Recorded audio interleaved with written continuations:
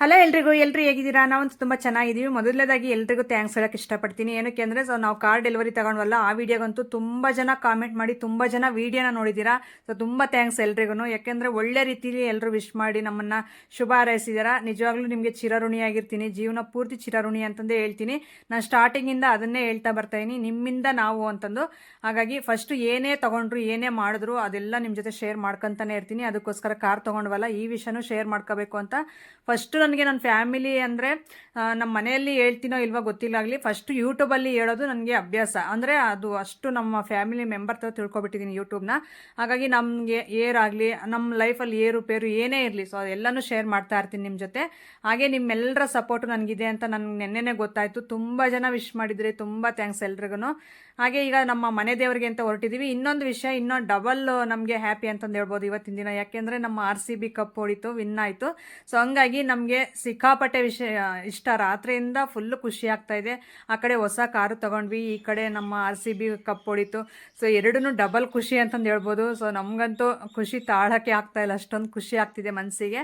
ಗೊತ್ತಿಲ್ಲ, ನಮ್ಮ RCB cup ಹೊಡೆಯೋ ಇದು ಟೈಮಲ್ಲೇ ನಾವು ಕಾರ್ ತೊಗೊಂಡಿದ್ದೀವಿ. ಸೊ ಎರಡೂ ಒಂದೇ ಥರ, ಏನೋ ಒಂಥರ ಖುಷಿ, ನಮಗೆ ಒಂಥರ ಪಾಸಿಟಿವ್ ಇರೋ ಥರ ಇದೆ ನಮಗೆ.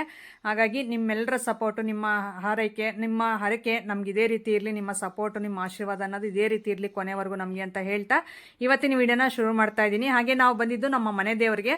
ಸೊ ನನ್ನ ಗಂಡನ ಮನೆ ದೇವರು ಅಂತಂದು ಹೇಳ್ಬೋದು, ನಮ್ಮ ಮನೆ ದೇವರು ಅಂತಂದು ಹೇಳ್ಬೋದು. ಸೊ ಇಲ್ಲಿ ಮತ್ಸಮುದ್ರ ಅಂತಂದು ಹೇಳ್ಬಿಟ್ಟು ಈ ಕಡೆ ಚಳ್ಳಕೆರೆ ಸೈಡ್ ಬರುತ್ತೆ. ಅಂದರೆ ಚಳ್ಳಕೆರೆಗೆ ಹೋಗೋ ಅವಶ್ಯಕತೆ ಇಲ್ಲ, ಪರಶಾಂಪುರ ಆದಮೇಲೆ ಬರುತ್ತೆ, ಜುಂಜುರಗುಂಟೆ ಆ ಸೈಡ್ ಬರುತ್ತೆ. ಸೊ ಇಲ್ಲಿ ಇವ್ರದ್ದು ಮನೆ ದೇವ್ರು ಇರೋದು. ಇದು ಅಣ್ಣ ತಮ್ಮದಿರ ದೇವರಾಗಿರುತ್ತೆ. ಸೊ ಅಂದರೆ ಭಾಳ ಜನ ನಡ್ಕೊತಾರಲ್ಲ ದೇವರಿಗೆ, ಆ ರೀತಿ ಅಲ್ಲ.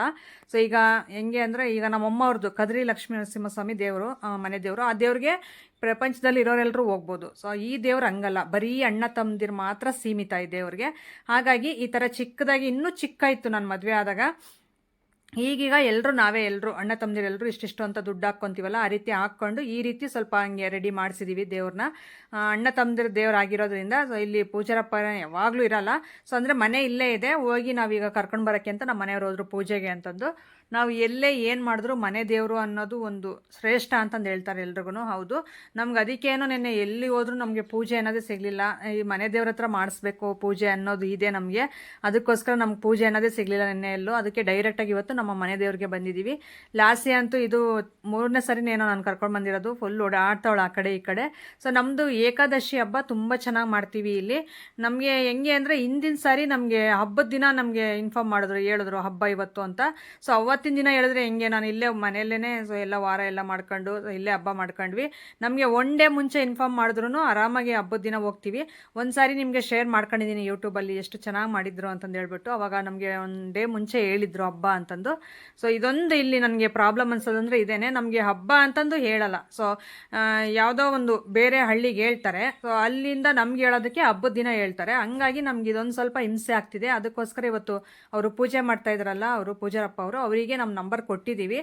ಸೊ ಹಬ್ಬ ಇದ್ದರೆ ಒನ್ ಡೇ ಮುಂಚೆ ನಮ್ಗೆ ಇನ್ಫಾರ್ಮ್ ಮಾಡಿ, ಅಂದರೆ ಅಣ್ಣ ತಮ್ಮದಿರು ಎಲ್ಲರೂ ಮಾತಾಡ್ಕೊಂಡು ಒಂದಿನ ಮಾಡ್ತಾರೆ. ಅಂದರೆ ಎಲ್ಲರ ಮನೆಯಲ್ಲಿ ಅಕ್ಕಿ ಬೇಳೆ ಬೆಲ್ಲ ಎಲ್ಲ ತೊಗೊಂಡು ಬಂದು ಸೊ ಒಂದಿನ ಹಬ್ಬ ಮಾಡ್ತಾರೆ. ಅದಕ್ಕೋಸ್ಕರ ಇದು ಮೇಯ್ನ್ ನಮ್ಮದು ಮನೆ ದೇವ್ರ ಹಬ್ಬ, ಏಕಾದಶಿ ಹಬ್ಬನೇ.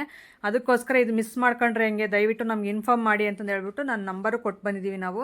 ಸೊ ಅವ್ರದ್ದು ತೊಗೊಂಡಿದ್ದೀವಿ. ಒನ್ ಟೈಮ್ ಯಾವಾಗಲಾದ್ರೂ ಕಾಲ್ ಮಾಡಿ ಹೇಳಬೇಕು. ಸೊ ಇನ್ನೊಂದು ಸಾರಿ ಹೇಳ್ಬಿಟ್ಟು ನಮಗೆ ಹಬ್ಬದ ದಿನ ಈ ಥರ ನಮ್ಗೆ ಇನ್ಫಾರ್ಮ್ ಮಾಡಿ ಅಂತ. ಸೊ ಇದೊಂದೇ ಇಲ್ಲಿ ಮಿಸ್ಟೇಕ್ ಅನ್ಸೋದು ನನಗೆ, ಇದೊಂದೇ ಇಲ್ಲಿ ಸರಿ ಇಲ್ಲ ಅನ್ಸೋದು, ಇದೊಂದು ಪದ್ಧತಿ.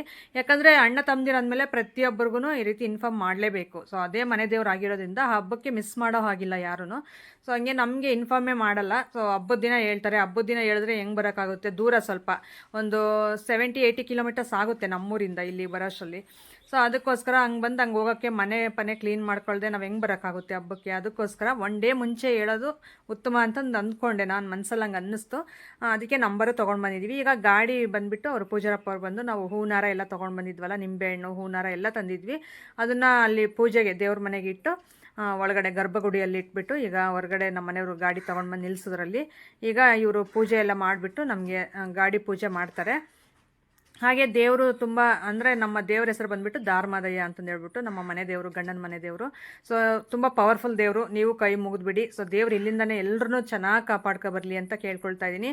ಸೊ ಒಳ್ಳೆ ಮನಸ್ಸು, ಒಳ್ಳೆ ಒಂದು ಗುರಿ ಇದ್ದರೆ ಯಾರು ಬೇಕಾದರೂ ಉದ್ಧಾರ ಆಗ್ತಾರೆ, ಯಾರು ಬೇಕಾದರೂ ಮುಂದೆ ಬರ್ತಾರೆ. ಸೊ ಅದೊಂದು ಮನಸ್ಸಲ್ಲಿ ಇಟ್ಕೊಂಡು ನಾವು ಜೀವನ ಮಾಡ್ತಾ ಹೋದರೆ ಸೊ ಕಷ್ಟ ಕಾಲದಲ್ಲೂ ದೇವ್ರು ನಿಜವಾಗ್ಲೂ ಕೈ ಹಿಡಿತಾನೆ. ಎಕ್ಸಾಂಪಲ್ಗೆ ನಮ್ಮನ್ನೇ ತೊಗೊಳ್ರಿ. ಸೊ ಅಷ್ಟೊಂದು ನಾವು ಸಾಲಗಳು ಮಾಡ್ಕೊಂಡು ಎಲ್ಲ ಜೀರೋ ಆಗಿರೋದ್ರಿಂದ ಹಿಡಿದು ಇಲ್ಲಿಗೆ ಸಾಲಗಳೆಲ್ಲ ಕ್ಲಿಯರ್ ಮಾಡ್ಕೊತ ಬಂದಿದ್ದೀವಿ 3% ಅದರಲ್ಲೂ ಈಗ ಕಾರ್ ತಗೊಳ್ಳೋ ಅಷ್ಟು ನಮಗೆ ಏನೋ ಅನುಕೂಲ ಆಗಿದೆ. ಸೊ ಹಂಗಾಗಿ ನಾನು ನಿಜ ಹೇಳ್ತೀನಿ, ಒಟ್ಟಿನಲ್ಲಿ ನಾವು ಮಾಡುವಂಥ ಕೆಲಸದ ಮೇಲೆ ಶ್ರದ್ಧೆ ಇರಬೇಕು. ಆದರೆ ಸುಳ್ಳು ಮೋಸ ಏನೂ ಇಲ್ಲದೇ ಸೊ ನಾವು ಒಳ್ಳೆ ರೀತಿಲಿ ಹೋಗ್ತಾ ಇದ್ದರೆ ದೇವ್ರು ಒಂದಲ್ಲ ಒಂದು ಟೈಮು ನಾವು ಯಾರ್ದು ₹1 ತಿಂದೇನೆ ಸೊ ಈ ರೀತಿ ಬಂದರೆ ದೇವ್ರು ಒಂದಲ್ಲ ಒಂದು ಟೈಮ್ ಕೈ ಹಿಡಿತಾನೆ ಅನ್ನೋದಕ್ಕೆ ನಮ್ಮನ್ನು ಎಕ್ಸಾಂಪಲ್ ತೊಗೊಂಡು ಕಷ್ಟದಲ್ಲಿರೋರು ನಿಜವಾಗ್ಲೂ ಭಯ ಪಡಬೇಡಿ. ನೀವು ಒಳ್ಳೆ ರೀತಿಲಿ ಹೋಗಿ ಒಂದಲ್ಲ ಒಂದು ಟೈಮ್ ದೇವರು ನಿಮಗೂ ಒಂದು ಟೈಮ್ ಅನ್ನೋದು ಕೊಟ್ಟೇ ಕೊಡ್ತಾನೆ.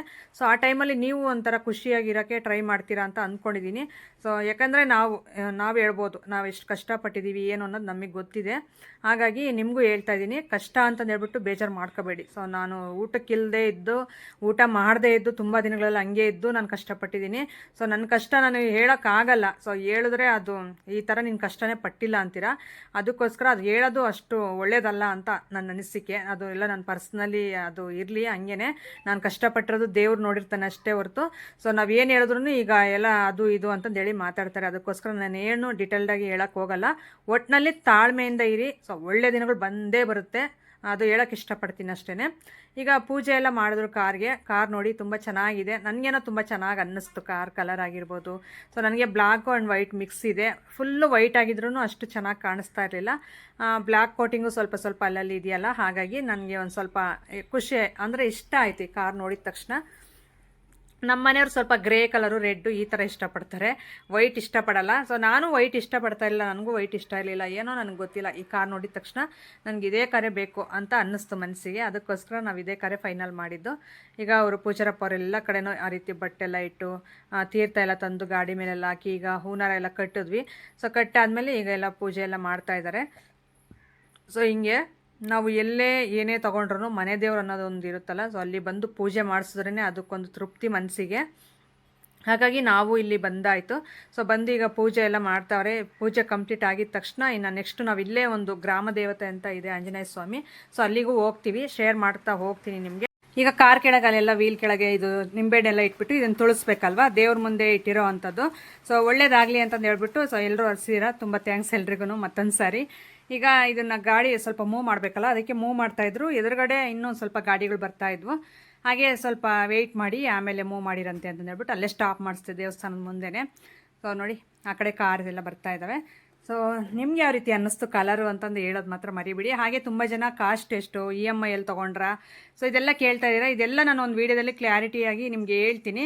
ಕ್ಲಿಯರಾಗಿ ಹೇಳಿದ್ರೆ ಸೊ ನಿಮಗೂ ಅರ್ಥ ಆಗುತ್ತೆ ತಗೊಳ್ಳೋರ್ಗೂ, ಸೊ ತೊಗೋಬೇಕು ಅನ್ನೋರ್ಗೂ. ಹಾಗೆ ಒಂದು ಸ್ವಲ್ಪ ಜನ ನೀವು ಮನೆ ಮಾಡ್ಕೋಬೇಕಾಗಿತ್ತು ಫಸ್ಟ್ ಕಾರ್ ಏನಕ್ಕೆ ತೊಗೊಂಡ್ರಿ ಅಂತಂದೆಲ್ಲ ಹೇಳ್ತಾ ಇದ್ರಿ. ನಾನು ಎಲ್ಲ ಪ್ರತಿಯೊಂದು ಕಾಮೆಂಟ್ಗೂ ಪ್ರತಿಯೊಂದು ಮಾತಿಗೂ ನಾನು ರಿಪ್ಲೈ ಮಾಡ್ತೀನಿ ನೆಕ್ಸ್ಟ್ ವೀಡಿಯೋಸಲ್ಲಿ. ಅದಕ್ಕೆ ಈ ವಿಡಿಯೋದಲ್ಲೇ ಹೇಳ್ತಾ ಹೋದರೆ ಸೊ ನಿಮಗೂ ಅರ್ಥ ಆಗಲ್ಲ. ನಾನು ಡೈರೆಕ್ಟಾಗಿ ಕುತ್ಕೊಂಡಿದ್ದಕ್ಕೆ ಏನು ಎತ್ತ ಎಷ್ಟು ಇದು ಮಾಡಿದ್ವಿ, ಏನಕ್ಕೆ ತೊಗೊಂಡ್ವಿ, ತೊಗೋಬೇಕಾದ ಪರಿಸ್ಥಿತಿ ಇತ್ತು, ಅದಕ್ಕೋಸ್ಕರ ಏನಕ್ಕೆ ತೊಗೊಂಡ್ವಿ ಏನು ಅನ್ನೋದು ಎಲ್ಲ ಎಕ್ಸ್ಪ್ಲೈನ್ ಮಾಡ್ತೀವಿ. ನಮಗೂ ಮನೆ ಮಾಡಬೇಕು ಅನ್ನೋದೇ ಫಸ್ಟ್ ಇದ್ದಿದ್ದು, ಆದರೆ ಏನು ಮಾಡೋಕ್ಕೂ ಅನಿವಾರ್ಯ, ತೊಗೊಳ್ಳೇಬೇಕಾಯಿತು, ತೊಗೊಂಡ್ವಿ. ಅದಕ್ಕೋಸ್ಕರ ಆವಾಗ ನಿಮಗೂ ಒಂದು ಕ್ಲಾರಿಟಿ ಕೊಟ್ಟರೆ ಸೊ ನಿಮಗೂ ಒಂದು ಮನಸ್ಸು ಒಂದು ಇದಿರುತ್ತೆ. ಇಲ್ಲಾಂದರೆ ಅದೇ ಇರುತ್ತೆ, ಏನಕ್ಕೆ ಇವರು ಮನೆ ಮಾಡ್ಕೊಳ್ದೆ ಫಸ್ಟ್ ಕಾರೇ ತೊಗೊಬಿಟ್ರಲ್ಲ ಅಂತಂದು ಹೇಳ್ಬಿಟ್ಟು. ಹಾಗೆ ಈಗ ಇಲ್ಲಿ ಬಂದ್ವಿ ನೋಡ್ರಿ, ಇದು ಆಂಜನೇಯ ಸ್ವಾಮಿ ದೇವಸ್ಥಾನ. ಇಲ್ಲಿ ಕಾರ್ತಿಕ ತುಂಬ ಚೆನ್ನಾಗಿ ಮಾಡ್ತಾರೆ. ನಾನೊಂದು ವರ್ಷ ಬಂದಿದ್ದೆ, ನಮ್ಮ ಮನೆಯವ್ರು ಕರ್ಕೊಂಡು ಬಂದಿದ್ರು. ಏನಂದರೆ ಇಲ್ಲಿ ಇರೋಕ್ಕೆ ನನಗೆ ಸ್ವಲ್ಪ ಪ್ರಾಬ್ಲಮ್ ಆಯಿತು. ಒನ್ ಇಯರ್ ಬಂದಿದ್ವಿ, ನೈಟ್ ಫುಲ್ಲು ನಮಗೆ ನಿದ್ದೆ ಇಲ್ಲದೆ ಸೊ ಆ ರೀತಿ ಇದಾಯ್ತಲ್ಲ, ಚಳಿಯಲ್ಲಿ ಬೇರೆ ಕಾರ್ತಿಕ ಆಗೋವಂಥದ್ದು. ಅದಕ್ಕೆ ನೆಕ್ಸ್ಟು ನಾನು ಬರಲಿಲ್ಲ. ಈ ಸರಿ ಇನ್ನು ಕಾರ್ ತೊಗೊಂಡ್ವಲ್ಲ, ಇನ್ನು ಆರಾಮಾಗಿ ಬಂದ್ರೂ ನಾವು ಆರಾಮಾಗಿ ಕಾರಲ್ಲೇ ರೆಸ್ಟ್ ಮಾಡ್ಬೋದು. ಸೊ ಇನ್ಮೇಲೆ ಬರೋಣ ಅಂತ ಅಂದ್ಕೊಂಡಿದ್ದೀವಿ. ಈಗ ನೋಡಿ ಮಂಗಳಾರತಿ ತೊಗೊಂಡು ದೇವರಿಗೆ ನಮಸ್ಕಾರ ಮಾಡ್ತಾಯಿದ್ದೀವಿ. ಇಲ್ಲಿ ಹಣ್ಣು ಕಾಯಿ ಎಲ್ಲ ತೊಗೊಂಡು ಬಂದಿದ್ವಿ, ಹಣ್ಣು ಕಾಯಿ ಮಾಡಿಸ್ಕೊಂಡು ನೆಕ್ಸ್ಟು ನಾವು ಇನ್ನು ಹೊರಡಬೇಕು. ಆಗಲೇ ಟೈಮ್ ಬಂದು ಒಂದು 3 ಗಂಟೆ ಆಗಿತ್ತು ಟೈಮು. ಸೊ ಇನ್ನೇನು ಇವತ್ತೇನು ಕೆಲಸಗಳೇನು ಇರಲಿಲ್ಲ ಮನೆಯಲ್ಲಿ, ಅದಕ್ಕೆ ಸ್ವಲ್ಪ ನಿಧಾನ ಆದರೂ ಪರವಾಗಿಲ್ಲ ಅಂತ ನಮ್ಮ ಮನೆಯವರು ಸ್ವಲ್ಪ ನಿಧಾನಕ್ಕಿದ್ದಾರೆ. ಅವರೇ ಎಲ್ಲೋದ್ರೂ ಸ್ವಲ್ಪ ಅರ್ಜೆಂಟು. ಸೊ ಹೋಗೋಣ ಟೈಮ್ ಆಯಿತು ಅಂತಂದು ಹೇಳ್ತಾ ಇರ್ತಾರೆ. ಇವತ್ತು ಅವರೇ ಸ್ವಲ್ಪ ಕೂಲಾಗಿದ್ರಲ್ಲ, ಹಾಗಾಗಿ ನಾವು ಒಂದು ಸ್ವಲ್ಪ ನಿಧಾನ ಮಾಡಿದ್ವಿ. ಹಾಗೆ ಸ್ಯಾರಿ ಬಂದುಬಿಟ್ಟು ನೀವು ಕೇಳ್ತೀರಾ, ಸೊ ನನ್ನ ಹಳೆ ಸ್ಯಾರಿನೇ ಇದು. ಆಗಲೇ ಒಂದು 2 ಟೈಮ್ಸ್ ವೇರ್ ಮಾಡಿದ್ದೀನಿ. ಇದೊಂದು ಸರಿ ದೇವಸ್ಥಾನಕ್ಕೆ ಇರಲಿ ಅಂತ ಹಾಕ್ಕೊಂಡು ಬಂದೆ, ಚೆನ್ನಾಗಿತ್ತು. ಹಾಗೆ ಬರ್ತಾ ಇಲ್ಲೇ ಅದು ಮತ್ಸಮುದ್ರ ಬಿಟ್ಟಿದ ತಕ್ಷಣ ಒಂದು ಊರು ಆದಮೇಲೆ ನೆಕ್ಸ್ಟ್ ಬರುತ್ತೆ ಇದು ಜುಂಜುರಗುಂಟೆ ಅಂತ. ಸೊ ಇಲ್ಲಿ ನಮ್ಮ ರಿಲೇಷನ್ ಹುಡುಗಿ ಇದ್ದಾರೆ. ನನಗೆ ತುಂಬ ಸರಿ ಹೇಳ್ತಾಯಿದ್ರು, ಯಾವಾಗಲಾದ್ರೂ ನಿಮ್ಮ ದೇವಸ್ಥಾನಕ್ಕೆ ಬಂದಾಗ ನಮ್ಮ ಮನೆಗೆ ಬನ್ನಿ ಬನ್ನಿ ಅಂತಂದು. ಇನ್ನೇನು ಮಾಡೋದು, ಸೊ ಯಾವಾಗ ಬಂದ್ರೂ ನಾವು ಅರ್ಜೆಂಟಲ್ಲಿ ಹಂಗೆ ಬರ್ತಾಯಿದ್ವಿ.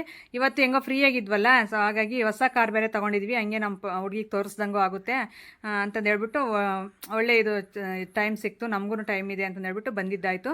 ಮನೆ ಮುಂದೆ ನೋಡ್ಬೋದು ಎಷ್ಟೊಂದು ಪ್ಲೇಸ್ ಇದೆ, ಇದೆಲ್ಲ ಇವ್ರದ್ದೇನಂತೆ ದಾರಿ. ಮನೆಯೂ ಅಷ್ಟೇ, ಎಲ್ಲರೂ ಜಾಯಿಂಟ್ ಫ್ಯಾಮಿಲಿ, ಇವರೆಲ್ಲ ಒಂದೇ ಮನೆಯಲ್ಲೇ ಇದ್ದಾರೆ.